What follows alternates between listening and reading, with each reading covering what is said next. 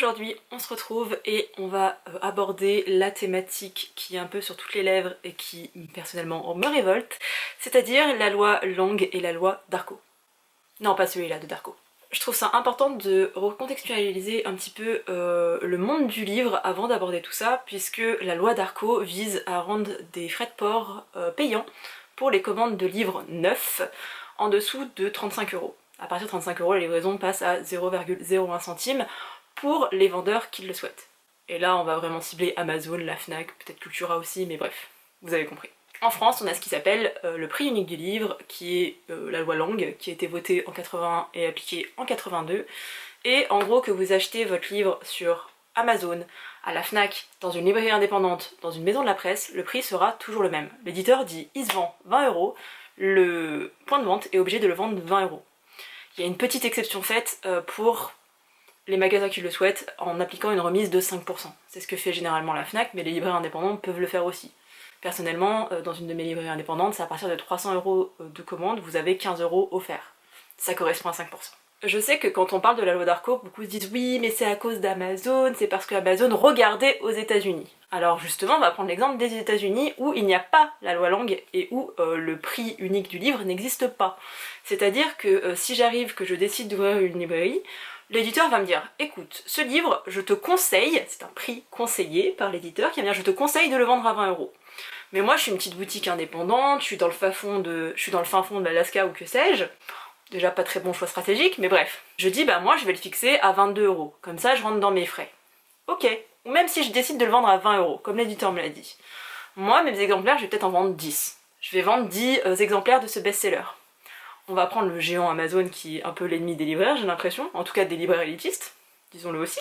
Amazon va dire ah bah moi je vais le vendre 17 €, je vais être imbattable, je regarde les prix qui se pratiquent ailleurs, ok, si je le vends 17 €, je le vends moins cher que ce que j'ai payé à l'éditeur, le prix conseillé, etc.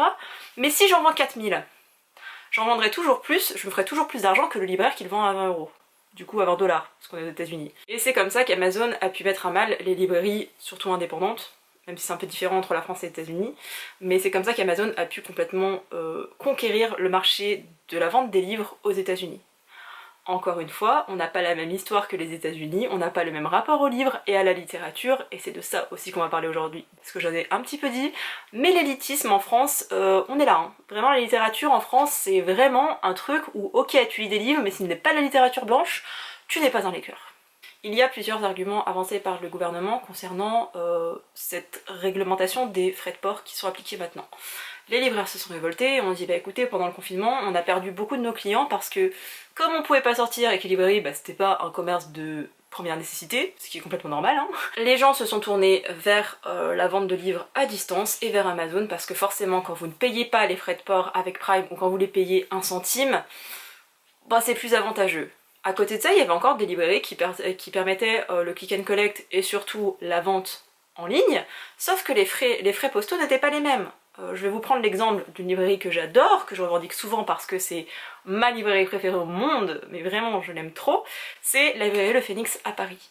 J'adore leurs ouvrages, sauf que moi je vis dans une petite ville pas très loin de Lyon, et eux ils sont à Paris. Donc déjà moi il faut que je prenne un train pour aller jusqu'à Lyon, et ensuite un autre TGV pour aller jusqu'à Paris. Je pense que le coût du trajet en librairie, il n'est pas rentabilisé, hein.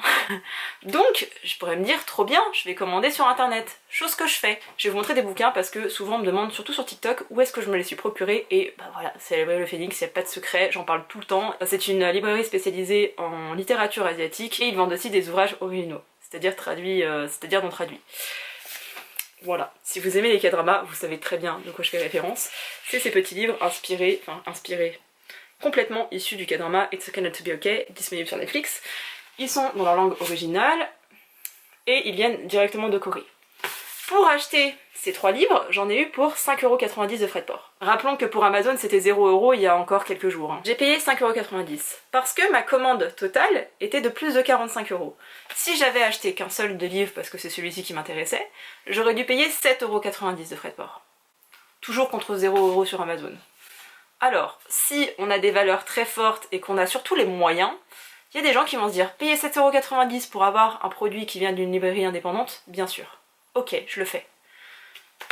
Et puis t'as des gens qui ont moins d'argent, t'as des gens qui font le choix aussi de se dire bah je préfère avoir quelque chose qui arrive directement chez moi en une journée, parce que ça aussi c'est l'argument Amazon, mais au moins ça arrive directement chez moi en une journée et je paye pas les frais de port. Et en temps de crise, c'est encore plus absurde de faire une loi qui pénalise les budgets les plus pauvres. Moi, quand j'ai entendu parler de la loi Darco, je me suis dit, mais en fait, c'est trop bien ce qu'ils font, c'est que ils vont pénaliser les gros groupes comme Amazon, comme la Fnac, qui est pour le coup une entreprise française, donc là, au niveau éthique, on est un petit peu mieux qu'Amazon, mais Amazon emploie aussi des gens en France, donc... Mais je me suis dit, c'est bien, ça va s'aligner, comme ça, en fait, si j'ai envie d'acheter mes livres, plutôt que de me dire, ah, la Fnac ou une librairie indépendante, je vais aller vers les librairies indépendantes parce que les frais postaux seront les mêmes. Non. C'est-à-dire que plutôt que de se dire comment est-ce qu'on peut aider les libraires à rentrer dans leurs frais avec les frais de port qui coûtent une blinde, on s'est dit ah, comment est-ce qu'on peut faire pour taxer Amazon? Et bah on va leur rendre les frais de port payants. Et qui c'est qui est perdant au final? Pas Amazon, parce que quand vous payez 1 centime de frais de port, et quand vous ne payez pas par le passé des frais de port, c'est qu'en fait Amazon les prenait à leur charge. Donc maintenant que c'est l'acheteur qui prend les frais de port, bah en fait il s'en met plein les poches Amazon. Donc oh là là, on va lutter contre le grand géant d'Amazon pour survivre, pour que nos petites librairies indépendantes survivent.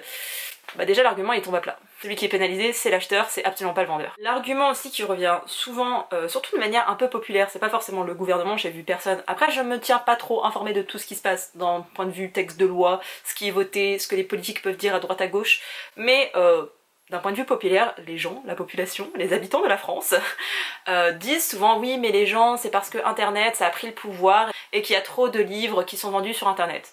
Non. Sachez que actuellement, les gens achètent le plus leurs livres en librairie indépendante, et ensuite ce qu'on va dire des points de vente, des grandes surfaces spécialisées de type Cultura, Fnac, les centres culturels Leclerc, etc. Donc quand on dit que Amazon prend le pas sur les librairies indépendantes, oui, ils ont gagné en part de marché, mais pour autant, c'est pas sur Amazon que les gens font plus leur achat de livres, c'est déjà en librairie indépendante, ensuite dans des grandes surfaces spécialisées, seulement après via internet, et dans internet, personnellement, j'achète mes livres sur internet et je ne passe pas par Amazon, je passe par la Fnac. Alors je sais pas si c'est mieux en termes de bah non c'est pas une librairie indépendante machin, mais bah du coup j'achète sur internet mais c'est pas forcément que sur Amazon. Et vient ensuite les supermarchés. C'est aussi important de rappeler qu'il y a quelques années, les libraires se sont battus pour ne pas que les livres soient vendus en grande surface parce que pour eux, oh là là, mon dieu, ça va être la fin du livre et des librairies indépendantes. Et oui, c'est vrai, il y a eu une baisse, il y a eu une perte de l'activité des librairies indépendantes. Mais ça a été un peu plus flagrant avec l'arrivée d'internet. Il y a eu le même débat avec l'arrivée des livres numériques, oh là là, mon dieu, ça va fermer toutes les librairies de France. Eh bien non, les Français, ils lisent à 83% des livres papier. Donc en plus dans les 17% qui restent, il y a aussi bien de l'audiobook que du e-book et que plein d'autres formats que j'ai pas forcément là maintenant tout de suite à l'esprit. J'ai déjà un petit peu balayé les raisons pour lesquelles cette loi est complètement absurde et absolument pas pensée et réfléchie, mais je vais revenir sur les 3 arguments principaux qui ont été relevés concernant justement l'application de cette loi et la nécessité de cette loi, parce que forcément il y a plein de problèmes dans ce pays, mais le plus important c'est de mettre les frais de port à 3 € quand on commande pour moins de 35 € de commande. Déjà, le gouvernement, on va dire l'État et les libraires et les revendications étaient la concurrence déloyale d'Amazon.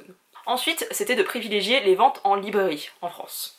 Et le 3e, c'était l'écologie. Bah oui, forcément, quand t'as un livreur qui t'apporte ton livre dans la journée, voire le lendemain, même pour certains, genre à Paris, dans les 2 heures qui suivent, d'un point de vue empreinte carbone, on n'est pas très très bon. Maintenant, cet argument, on peut le balayer très simplement et contourner la loi par rapport à ça.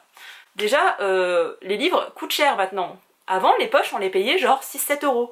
Maintenant, les derniers poches que j'ai achetés, c'est plutôt aux alentours de 9 à 11 €. J'en ai certains qui coûtent jusqu'à 13 €. Et c'est pas un semi-poche, c'est un poche-poche. Hein. J'adore illustrer avec des exemples personnels parce que au moins je suis sûre de pas me tromper, c'est mon expérience, c'est moi qui l'ai validé, j'ai suivi le process de A à Z.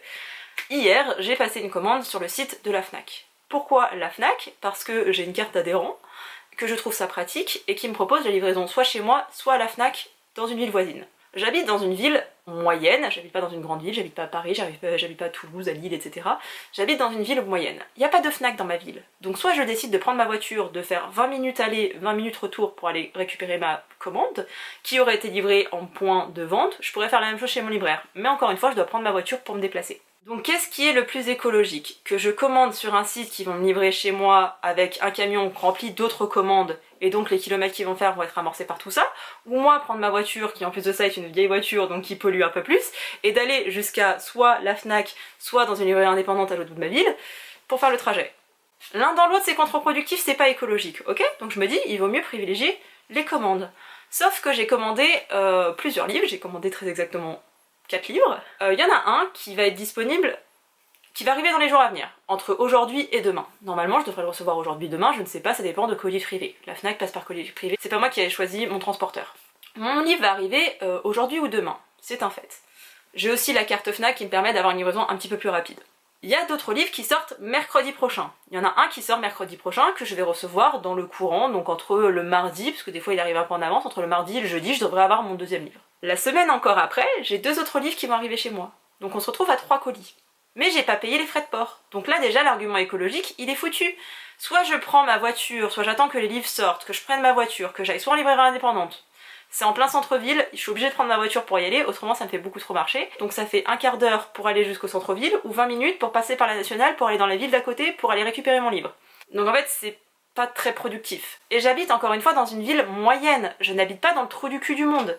Et on va encore parler de ça après, parce que vraiment ça, le gouvernement aussi, il a oublié comment était fait la France. Hein. Donc là j'ai fait les choses bien, je me suis dit bah, je vais commander pour plus de 35 € de livre, comme ça moi j'ai pas payé 3 € entre guillemets dans le vent, sauf que l'argument écologique il est complètement balayé.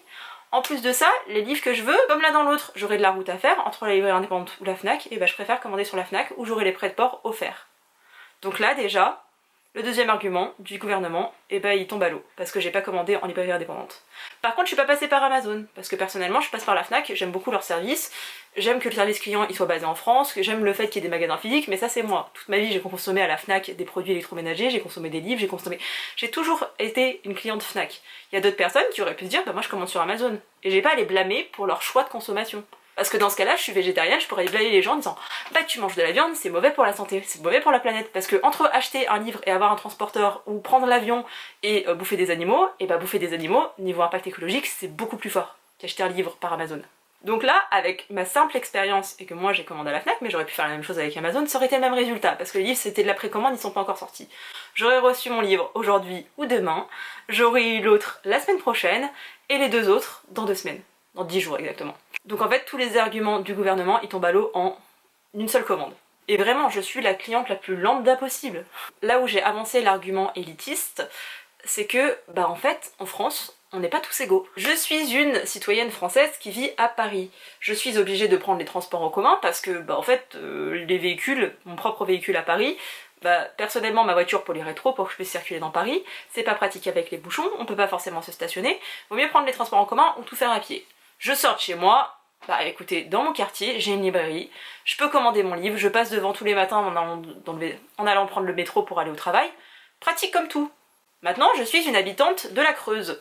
J'habite dans le trou du cul de la France, là où il y a le moins d'habitants possible au kilomètre carré, et bah forcément, trouver une librairie, et bah y en a pas. Donc comment on fait? En sachant qu'aussi les gens les plus pauvres habitent à la campagne, parce que la ville ça coûte cher. Vivre à Paris ou vivre dans la Creuse, c'est pas le même budget. On va prendre l'exemple que j'habite dans la Creuse. On va prendre une ville de Creuse, je vais peut-être pas prendre Moulins parce que c'est un petit peu trop évident. J'ai pris une ville de France que je ne connais pas qui s'appelle La Palisse. Si jamais vous passez par là, bonjour, on ne vous oublie pas. Imaginons, je veux aller à la librairie, et bah faut que j'aille à Vichy. Alors on va regarder l'itinéraire entre Vichy et La Palisse. Alors j'ai pris Google Maps, mais entre La Palisse et la librairie à la page à Vichy, j'en ai pour 34 minutes en voiture. Alors ils mettent pas assis, 27,5 km. Donc aller-retour, vous vous souvenez? Donc en fait j'en ai pour 1h10 pour aller à Vichy. Imaginons, j'arrive à cette librairie indépendante, je dis bah voilà, j'ai repéré tel livre sur internet, est-ce que vous l'avez? Non madame, nous ne l'avons pas. Par contre on peut vous le commander, nous l'aurons peut-être dans 3 jours comme dans une semaine. C'est à peu près les... Après ça dépend des délais, mais moi c'est ce que j'ai en général à ma librairie indépendante, en 3 jours je peux l'avoir. Je viens de faire 35 minutes. Je suis sur place, je suis à Vichy, j'ai commandé mon bouquin, je vais devoir revenir dans 3 jours pour récupérer mon bouquin. Alors c'est bien, hein, j'aurais été dans une librairie indépendante, mais d'un point de vue temps, d'un point de vue budgétaire, d'un point de vue fatigue, bah c'est pas rentable. C'est rentable pour personne en fait. Si, peut-être pour le libraire qui aura fait une vente. Sauf que si je peux avoir mon cul posé chez moi et commander sur un site internet, et bah je vais le faire à la campagne. Donc en fait le gouvernement n'a pas du tout pris ça en compte. Selon où vous habitez en France, vous n'aurez pas les mêmes chances d'avoir accès à des librairies indépendantes. Juste pour information, parce que j'ai été quand même chercher sur le petit site du CNL, où en plus de ça, quand vous cherchez les librairies en France, il faut qu'elles soient agréées par un certain truc machin. C'était un peu le bordel à trouver, mais pour la région, donc vraiment pour toute la région Centre-Val de Loire, qui compte quand même 2,56 millions d'habitants, il y a 170 librairies indépendantes. Pour la région Île-de-France, pour 12,20 millions d'habitants, c'est des chiffres de 2019 donc c'est pas forcément très juste, il y a 450 librairies dans la région. La région Centre-Val de Loire, c'est immense par rapport à l'Île-de-France hein, en termes de superficie. Donc vous imaginez bien que quand t'es dans ta voiture à la campagne, peut-être que dans les villes t'auras 2 ou 3 librairies, mais quand t'es dans la campagne, t'es dans la campagne. Et je vais encore continuer avec cet argument parce que là j'habite en ville, c'est trop bien. Il y a quelques temps, je vivais chez mes parents dans le Beaujolais. Je vivais dans le Beaujolais et ma librairie indépendante la plus proche, elle était dans 2 villes différentes où il fallait que je fasse 30 minutes de route. Ça faisait 27 km des deux côtés, je crois 25 et 27 km. 25 et 27 km pour rejoindre une librairie d'un côté, plus ou moins du côté de Lyon, et de l'autre côté du côté de Mâcon, de la Saône-et-Loire, etc. Fallait que je prenne ma voiture quoi qu'il arrive, je suis à la campagne, je fais comment? J'attends le quart du village qui va m'emmener dans le village voisin, qui va m'emmener dans le village voisin, et il me faudra 4 heures pour aller jusqu'à la ville donnée, donc ça n'a aucun sens en transport en commun, t'es obligé d'avoir une voiture à la campagne. Et encore une fois, je pars du principe que je suis une personne valide, et c'est là où mon deuxième argument rentre en ligne de compte, et pourquoi cette loi est ridicule. Je suis une personne valide, où je suis physiquement et psychologiquement capable de me rendre dans une librairie, d'accord? Je n'ai pas de handicap, j'ai une voiture qui fonctionne et je suis psychologiquement apte à sortir de chez moi. Je souffre pas de certaines phobies sociales, etc. Et oui, Laure, il y a des personnes qui sont handicapées et les handicaps sont parfois invisibles, même très souvent invisibles dans 80% des cas, rappelons-le. Imaginons, j'ai un handicap physique, je suis en incapacité d'aller dans une librairie indépendante. Par contre, j'ai quand même envie d'acheter des livres. Genre là, je viens de voir le nouveau roman de je ne sais pas qui vient de sortir, j'ai envie de l'acheter, sauf qu'il coûte 20 €. Donc en fait, pour recevoir le livre chez moi, le seul livre qui m'intéresse, il va falloir que je débourse 23 € pour le même livre que quelqu'un aurait pu se trouver à Paris, parce que peut-être qu'à Paris, je serais quand même capable de sortir de chez moi pour aller dans une librairie indépendante. Donc moi, en tant que personne handicapée, ou en tant que personne malade, ou en tant que personne non valide, entre guillemets, je devrais payer plus cher, 23 € contre une personne qui est valide. Donc en gros, si tu n'es pas capable de sortir de chez toi, et bah c'est ton problème, t'as qu'à payer 23 € au lieu de 20 ton bouquin. Et on s'en fout en fait, y a pas d'argument, c'est comme ça, les libraires indépendants ils ont dit ah, faut faire des ventes chez nous. Je vous l'ai dit un petit peu plus tôt, mais vraiment la chose qui aurait été la plus intelligente à faire selon moi, c'est vraiment de négocier les frais de port avec la poste, avec les points relais, et les libraires en fait. Dire bah écoutez, le gouvernement qui s'impose, il dit bah écoutez, la poste, il faut faire un effort, et il faut que ce soit les mêmes prix pour tout le monde, et que plutôt que les gens aillent sur Amazon en se disant bah de toute façon Amazon c'est moins cher, les 3 € de frais de port, même 3 € de frais de port ça sera toujours moins cher qu'une librairie indé. J'ai pris mon exemple avec cette librairie là, j'en ai checké d'autres de librairies, et même les librairies près de chez moi c'est 7,90 € de frais de port. Pour une commande de moins de 50 € à peu près, c'est ce qui correspond. 7,90 €. Donc je suis une personne en incapacité de sortir de chez moi et de me rendre en librairie, ou en point de vente, ou que sais-je, hein. Et ben en fait je vais devoir payer. On reprend l'exemple du livre à 20 €, même si maintenant ils sont beaucoup plus chers les livres. Mon livre à 20 € pour une personne valide, et ben il va me revenir à 27,90 €. Parce que je ne suis pas en capacité de me rendre dans un point de vente. Même qu'on va prendre juste l'état actuel de la France, les gens sont pauvres, Laure. Les gens sont vraiment pauvres, et le problème c'est que payer 3 € en plus d'un livre, c'est cher. Parce que je me mets à la place de plein de personnes. Alors moi je me réserve aussi ce budget tous les mois, c'est que je décide de mettre moins d'argent de côté ou de pas me faire plaisir dans d'autres loisirs. Moi mon loisir c'est la lecture, je vais pas dire ma raison de vivre, faut pas exagérer non plus, mais c'est vraiment mon hobby, la seule chose qui me coûte de l'argent et qui me fasse vraiment plaisir au quotidien, c'est d'acheter et de lire des livres. Oui, parce que acheter et lire des livres, c'est 2 activités différentes. Mais c'est vraiment quelque chose que j'aime, et j'ai les moyens, et je m'octroie les moyens, je me donne les moyens de réduire certains budgets que certains ont. J'ai des copains qui vont dépenser genre 100 € de restaurant par mois, c'est leur budget. Parfois qu'ils budgétisent pas, mais voilà, ils se disent bah moi je fais des sorties, j'aime bien aller au restaurant, je fais ça. Moi je m'en fous d'aller au restaurant. En fait, entre aller en librairie et dépenser 100 € de livres, ou aller bien manger à l'extérieur, en fait je sais bien cuisiner, donc je préfère me dire bah je mange chez moi avec des produits que je choisis machin, et je dépense 100 € de livres. Encore une fois c'est un choix de vie que je fais, c'est une décision que je prends et j'en ai les moyens, mais voilà, moi je m'octroie ce plaisir là. Il y a des gens qui sont pauvres, il y a des gens qui n'ont pas les moyens.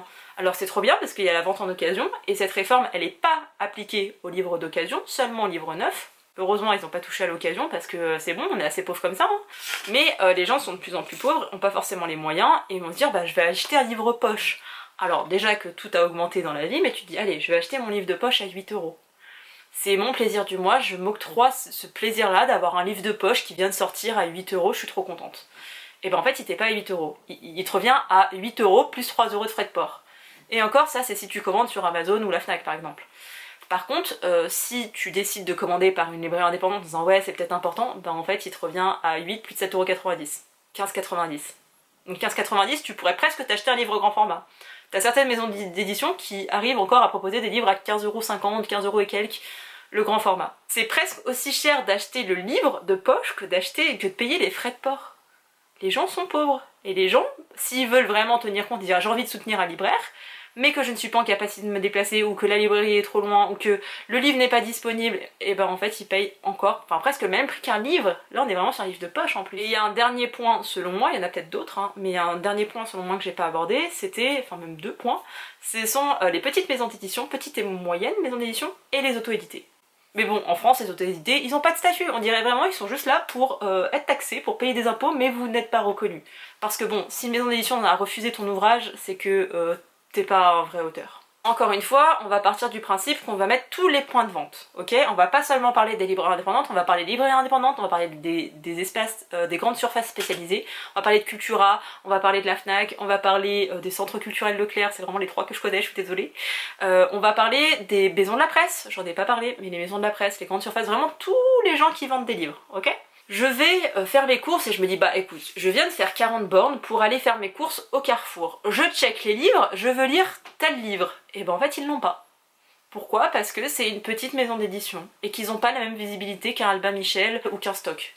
Donc comment on fait? En fait, tu vas devoir commander un livre, donc tu viens de faire 40 bornes aller, 40 bornes retour. Dans 2 semaines, tu vas dire, bon, est-ce que je peux commander dans ce point de vente? Oui, non. Est-ce qu'ils vont avoir ce bouquin-là? Est-ce qu'il va être référencé? Et en plus de ça, il n'y a pas cette mise en avant qui peut être faite sur Internet. Un livre qui se vend sur Internet, il est tout de suite mis en avant. De même que les gens consomment beaucoup de livres via aussi les réseaux sociaux. Avec BookTok, on n'a jamais autant parlé des réseaux sociaux et de l'importance de la lecture que depuis que BookTok a fait une percée incroyable. Genre maintenant, dans la télé, à la télévision, vous pouvez trouver des reportages sur BookTok sur les jeunes qui lisent de plus en plus. Bon, il y a aussi tous les vieux qui disent oui, mais ils lisent de la merde, mais c'est pas de la vraie littérature, la romance, mais on s'en fout de ces... Les vieux. Bientôt ils vont mourir, on sera débarrassés, ok? Si j'ai une petite maison d'édition, mais que un gros influenceur, ou une personne, ou plusieurs personnes sur les réseaux sociaux vont parler de mon bouquin, Amazon, ils vont voir, ah bah tiens, 1 vente, 2 ventes, 3 ventes, et du coup, il est en classement Amazon. Et même les gens qui de base avaient jamais entendu parler de ce bouquin, ce sera mis en avant. En librairie indépendante, déjà, enfin en librairie de manière générale, dans les points de vente, etc., il y a les représentants qui viennent voir les libraires qui disent oui bah nous on a tel bouquin, on a vu ça peut correspondre, les jeunes ont adoré à l'étranger, parce qu'il y a beaucoup de traductions, les jeunes ont adoré à l'étranger, c'est trop bien, il s'est vendu à 8 millions d'exemplaires aux États-Unis, il s'est vendu à 12 millions d'exemplaires dans tel pays, dans tel machin, faudrait que vous, nous on le traduit, c'est trop bien, il va sortir dans 3 mois, on va faire une campagne promotionnelle, génial, incroyable, ça va être de partout, du coup je suis vendeuse Fnac, je me dis ah bah ouais, trop bien, vous le vendez bien, c'est vrai que ça correspond, le magasin est pas très loin d'un lycée, c'est hyper intéressant, je vais vous en prendre 50. Les 50 exemplaires, ils vont être vendus dans les semaines qui suivent. Super bien, la com a marché, il y avait toute une déco, tout était bien mis. Je suis une petite maison d'édition. Avec très peu de budget et très peu de visibilité, je suis incapable de mettre tout ça en place et de moi, personnellement, aller faire le tour de toutes les Fnac, de tous les Cultura, de toutes les maisons de la presse, de toutes les librairies indépendantes qui existent pour mettre en place ce genre de stratégie commerciale. Ce n'est humainement pas possible. Donc encore une fois, les petites et certaines moyennes maisons d'édition, bah, elles sont complètement effacées. Alors que Amazon, mine de rien, propose ce référencement. De même que pour les précommandes, c'est quelque chose qu'on parle pas forcément souvent et qui est pourtant hyper important. Quand vous précommandez un livre, quand vous voyez, alors je vais prendre vraiment l'exemple des influenceurs et des autoristes qu'on trouve sur les réseaux sociaux et qui ont une certaine influence, ok? Ils vont dire ah là là mon livre sort à telle date, précommandez-le, allez-y précommandez-le, c'est hyper important. Premier lien, Amazon. Deuxième lien, la Fnac. Troisième, parfois vous avez Cultura et 2 sites. Franchement c'est bien quand ils les mettent. Et ensuite il y aura genre, et pensez à le précommander chez votre libraire indépendant. Sauf qu'il y a combien de personnes qui précommandent le livre chez tous les libraires indépendants et qui peuvent avoir la même influence qu'un classement Amazon. Il y a un livre qui est précommandé, j'en sais rien moi, 4000 fois sur Amazon, ça va être en tête de truc, apparaître. Le premier titre c'est ton bouquin, même les gens qui ne te connaissent pas, qui ne savent pas, ils vont cliquer sur le lien, ils vont se dire ah ça a l'air sympa, et ils vont précommander à leur tour, et ça va refaire des... C'est incroyable, donc même avant que le livre ne sorte, son histoire est déjà écrite. Sauf que quand vous êtes chez votre libraire, c'est que vous connaissez le livre qui va sortir, que votre libraire vous en a parlé, que vous ayez trouvé par votre propre moyen, peu importe, mais c'est que vous avez déjà connaissance du livre et que vous dites ah est-ce que je pourrais l'avoir le jour de sa sortie. Vous voyez un petit peu où je veux en venir ou pas? J'ai pas l'impression d'être très claire avec cet argumentaire là et pourtant il est hyper important.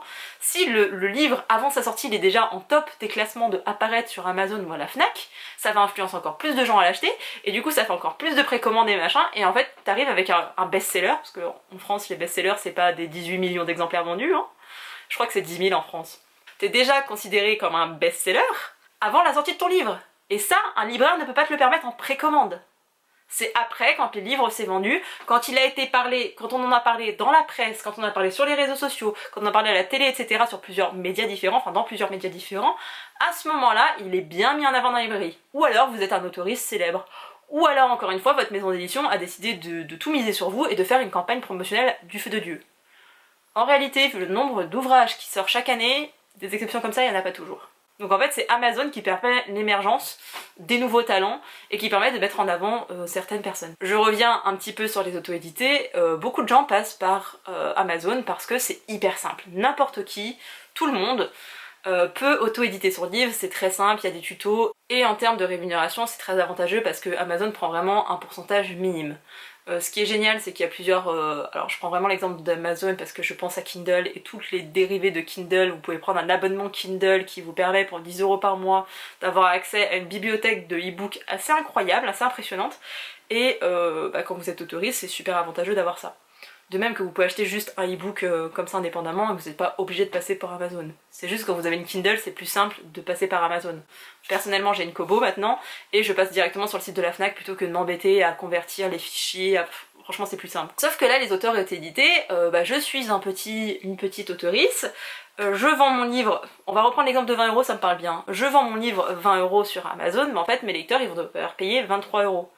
Et ben ça m'emmerde en fait en tant que lecteur de me dire je dois rajouter 3 € pour soutenir un auteur ou une autrice. Donc je vais peut-être plutôt avoir tendance à l'acheter en e-book. Et il y a un truc génial avec les auteurs et autrices auto-édités, c'est que généralement leur e-book coûte vraiment pas cher. Personnellement je les trouve entre 1 €, enfin 0,99 centimes, mais entre 1 € et 6 €. C'est à peu près les prix pour les auteurs auto-édités. Là où leur ouvrage papier coûtera peut-être 20 €. Donc pour moi c'est avantageux de passer par le e-book, c'est plus facile, j'ai plus les frais de port, mais par contre l'autoriste, il perd de l'argent. En tout cas, il en gagne moins. Et là, vous allez me dire, oui, mais alors tous les gens qui n'ont pas accès, qui ne peuvent pas se déplacer en librairie, pourquoi est-ce qu'ils ne commandent pas des e-books? Eh bien déjà, on a le droit de ne pas aimer lire en numérique, on a le droit de ne pas apprécier la lecture en numérique, on a le droit d'être perdu par rapport à tout ça. Et quand bien même vous décidez de dire, je vais acheter le livre en e-book, j'ai pas le choix, les prix en e-book en France, c'est une folie. Dernièrement, je voulais m'acheter un livre, il coûtait littéralement 19 € en format papier, et en e-book, il coûtait 15,99 €. Côté, j'ai un format papier qui va rémunérer entre autres les libraires, les transporteurs et tout ce qui va être de la distribution. Et de l'autre côté, j'ai un format e-book, enfin EPUB du coup, qui coûte pas grand chose à créer et à conserver, et qui coûte presque aussi cher. Enfin 3 € d'écart pour ça, c'est pas possible en fait. Juste, l'auteur gagne un petit peu plus d'argent avec les e-books, mais l'éditeur s'en prend aussi plein les poches. Donc faudrait peut-être faire aussi un effort au niveau prix des e-books, parce que là en France c'est bien indécent. Je trouvais ça important de vous informer par rapport à tout ça, parce que le but premier est hyper bien. Genre vraiment de privilégier les librairies indépendantes, c'est trop bien. Franchement c'est une super initiative. Par contre la façon dont ça a été fait, c'est complètement contre-productif. Je vous l'ai montré en 5-6 points à peu près, mais vraiment la première chose à faire, ça aurait été de négocier les frais de port, pour qu'en fait entre un Amazon, qu'ils les mettent à 3 €, ok, mais du coup que ce soit vraiment de partout, même pour les librairies indépendantes. Vous vendez des livres, ce sera 3 €. Et c'est pas compensé par les libraires, il faudrait que ce soit un prix de la poste, des transporteurs, parce qu'il n'y a pas forcément que la poste, mais que les transporteurs, ça soit à 3 €, que ce soit aligné partout pareil. Et comme ça, en tant que consommateur, j'aurais le choix en train de me dire, est-ce que je fais le choix éthique et, je sais pas, moral, quelque part, de commander sur Amazon, ou est-ce que je fais le choix éthique et moral de commander dans une librairie indépendante? Et personnellement, j'adorerais me dire, je donne mon argent. Alors moi mon exemple c'est les Royal Phoenix parce que je les adore, mais dépenser, si je fais une grosse commande, 5,90 € en plus de mon livre, ça me fait chier. Je le ferai peut-être, je l'ai fait pour ces ouvrages-là, je l'ai déjà fait pour d'autres ouvrages, mais ça m'emmerde de me dire je paye plus, alors que si j'avais commandé les mêmes livres sur la Fnac, dans mon cas, j'aurais pas payé ces 5,90 €. Et je ne suis pas une personne riche qui peut faire des choix moralement toujours acceptables, parce qu'à un moment donné, le budget il n'est pas illimité. et du coup je vais me tourner vers quelque chose qui me coûte moins cher, et du coup ça met en porte-à-faux les libraires. C'est différent quand vous vivez dans une grande ville, parce qu'il y a aussi cette chose de ah j'aime bien que tout m'arrive à moi, si vous êtes une personne valide, encore une fois, hein, vraiment, si vous êtes une personne valide, tu peux faire le choix d'aller en librairie. Après il y a des personnes qui veulent que tout soit à portée de main. La pizzeria elle est à côté de chez toi, à 3 pâtés de maison, tu fais le choix de commander sur Uber Eats où tu vas payer les livraisons à 3 €. C'est un choix que tu peux te permettre ou que tu t'octroies alors que tu n'as pas forcément les moyens, parce qu'il y a aussi des gens qui vivent au-dessus de leurs moyens, mais c'est un choix que tu fais. Mais là pour le coup c'est même pas, même si je décide d'aller en librairie, je n'ai pas le choix. À côté de chez moi, à 10 minutes à pied, il y a une librairie indépendante, ça me fait 20 minutes à pied aller-retour, c'est acceptable, j'achète souvent mes livres graphiques là-bas. Par contre, la librairie indépendante qui est dans ma ville, je me sers encore une fois de mon exemple, mais vraiment, il y a 2 librairies indépendantes de littérature générale dans ma ville. Il y en a une où je trouve beaucoup plus de romans young adult que l'autre parce qu'elle est un peu plus grande aussi. Le truc c'est que pour y aller à pied, j'en ai pour 25 minutes. Aller, 25 minutes retour, donc déjà 50 minutes dans une journée, c'est pas rien. En plus de ça, sans monter en descente, machin, c'est l'enfer. Autrement, faut que je prenne ma voiture, là j'en ai pour 15 minutes à peu près. Mais faut que je me gare. Me garer en centre-ville, c'est l'enfer. Entre eux, il n'y a pas de place, les gens sur la route, horrible, et la pollution. Quand tu fais que t'arrêter toutes les 5 minutes, même pas toutes les minutes, parce que t'as des feux de partout, ta voiture elle consomme, pas ouf pour la planète. Donc ce que je fais maintenant, c'est que quand je dois faire mes courses, ou quand je dois aller au point relais par exemple, moi je vends aussi mes livres sur Vinted, quand je vais aller faire mes courses, quand je dois prendre ma voiture, que c'est une nécessité, je me dis je vais faire un détour et je vais aller à Cultura. Et du coup les livres, je vais les acheter, non pas dans les librairies indépendantes de ma ville, parce que c'était pas pratique d'y accéder, mais je vais aller à Cultura.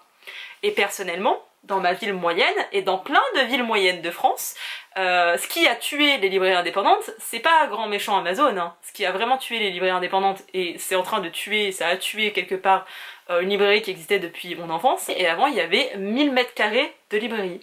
Sauf que Cultura s'est implanté en zone commerciale, en zone industrielle, où tu peux te garer sur le parking, où en plus d'aller à Cultura, tu peux aller à Decathlon, tu peux aller acheter des trucs pour ton chien, tu peux faire le magasin de déco, t'as un boulanger à côté, t'as un Darty, t'as un machin, t'as un truc qui est tout à portée de main là. Donc tu vas aller dans la zone commerciale et tu vas plus te faire chier dans le centre-ville où tu peux pas te garer, où tu payes le stationnement, où c'est la galère et que tu attends des heures dans ta voiture, que la personne... Enfin non, franchement, c'est beaucoup plus pratique. Et ça a beaucoup plus tué les librairies indépendantes que le reste. Moi dans ma ville, du coup, ils ont réduit. Au lieu de 1000 m² librairie, il y en a plus que 500.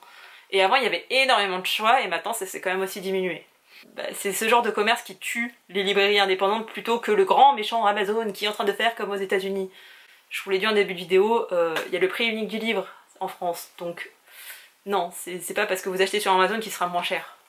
Sur ce, je vous laisse, dites-moi ce que vous pensez de cette loi et si vous avez d'autres arguments, ou peut-être des arguments, enfin des contre-arguments par rapport à ce que je viens de dire, qui sont peut-être valables, mais pour être quelqu'un qui a vécu à la campagne et qui vit pas dans une grande ville, je peux vous dire que c'est vraiment galère de trouver des livres en dehors de Cultura et moi de la Fnac et des commandes sur internet. Vraiment pour trouver tous les bouquins que je veux, à part me faire des journées à Lyon parce que c'est une grande ville, que c'est à côté de chez moi, et voilà, j'ai cette chance là aussi, enfin, à côté de chez moi, ça me fait prendre le train ou ma voiture, mais je vais en cours à Lyon, donc c'est quand même sur mon trajet, c'est quand même un trajet que je fais régulièrement.